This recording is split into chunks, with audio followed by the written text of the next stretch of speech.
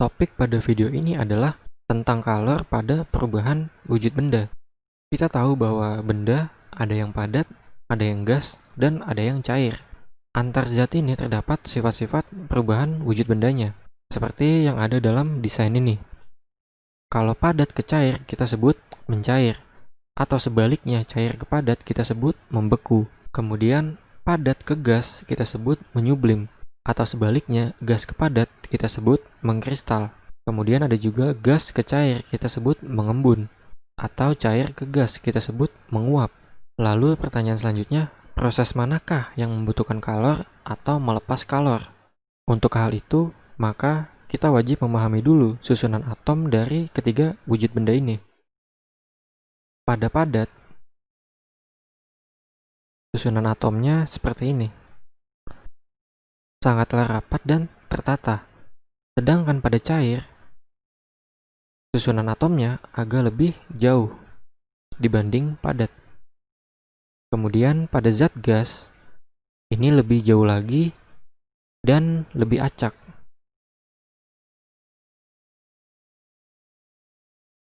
Kemudian kalau kita ingin meninjau perubahan wujud benda zat padat menjadi zat cair, itu kan susunan atomnya agak rapat ya. Kemudian cair agak renggang.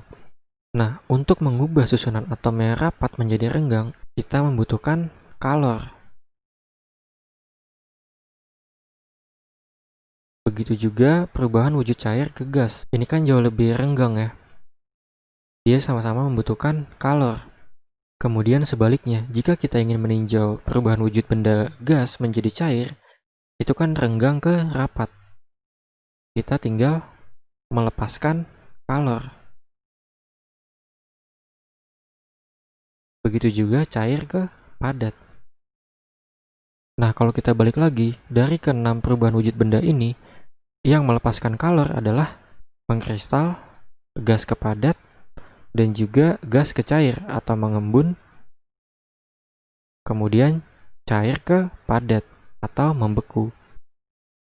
Ini adalah perubahan wujud yang melepaskan kalor. Sisanya adalah perubahan wujud yang membutuhkan kalor. Kemudian kita lihat contoh perubahan dari wujud benda ini. Yang pertama yaitu mencair. Yaitu contohnya seperti es batu yang kita diamkan,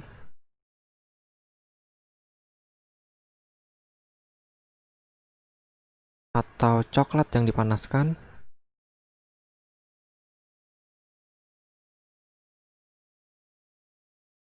selanjutnya adalah membeku.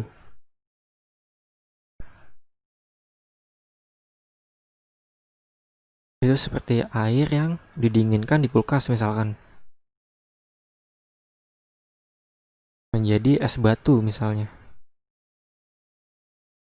Selanjutnya menguap.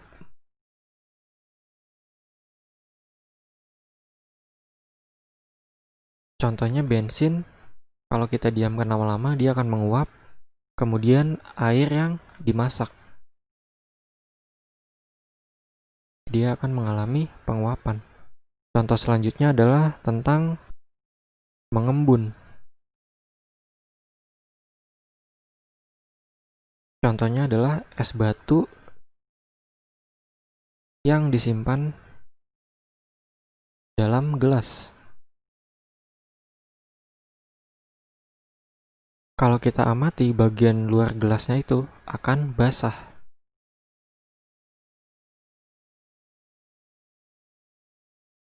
Ini adalah peristiwa pengembunan. Selanjutnya adalah menyublim. Contohnya adalah kapur barus atau pewangi ruangan yang bentuknya padat.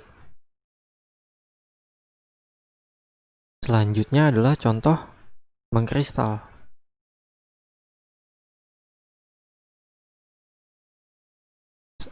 Contohnya adalah seperti uap menjadi salju.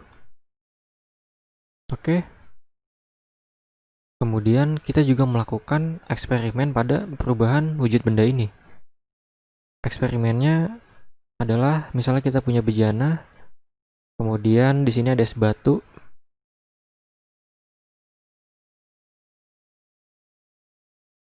Kemudian kita panasi dengan api. Misalnya suhu awal es batu adalah 0 derajat Celcius.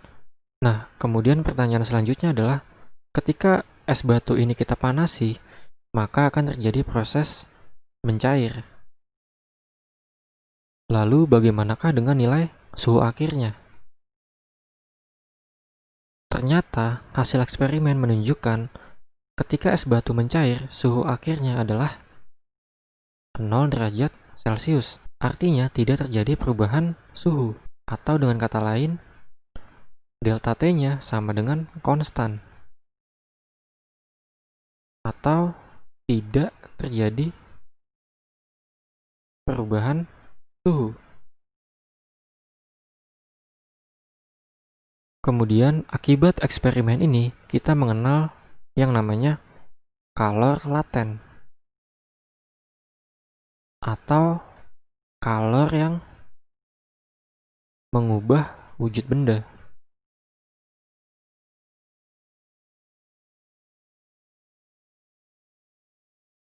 Pada kalor laten ini tidak terjadi perubahan suhu, tapi dia bisa mengubah wujud benda. Pada kalor laten, kalor ini dapat mengubah wujud benda tanpa terjadi perubahan suhu. Kalor laten ini terbagi menjadi 3 jenis. Yang pertama adalah kalor pengembunan atau kalor penguapan. Persamaannya adalah Q sama dengan M dikali U. Kemudian yang selanjutnya ada kalor lebur atau kalor beku. Persamaannya adalah Q sama dengan M dikali L. Selanjutnya ada juga kalor sublimasi atau kalor pengkristalan. Persamaannya biasanya dituliskan sebagai Q sama dengan M dikali S. Umumnya yang dipelajari SMP atau SMA itu hanya 2 jenis ini, yaitu hanya kalor pengembunan atau penguapan dan juga kalor lebur atau beku. Sedangkan untuk kalor sublimasi atau pengkristalan ini dipelajari di tingkat kuliah. Selanjutnya ini adalah keterangan dari masing-masing variabel. Yang pertama ada Q, yaitu kalor yang dibutuhkan untuk berubah wujud, satuannya adalah joule. Kemudian ada M, yaitu massa, satuannya adalah kilo. Kemudian ada L atau kalor lebur atau kalor beku, satuannya adalah joule per kilo. Selanjutnya ada variabel U atau kalor penguapan atau kalor pengembunan, satuannya adalah joule per kilo juga. Next ada S, yaitu kalor sublimasi atau pengkristalan, satuannya juga joule per kilo. Oke,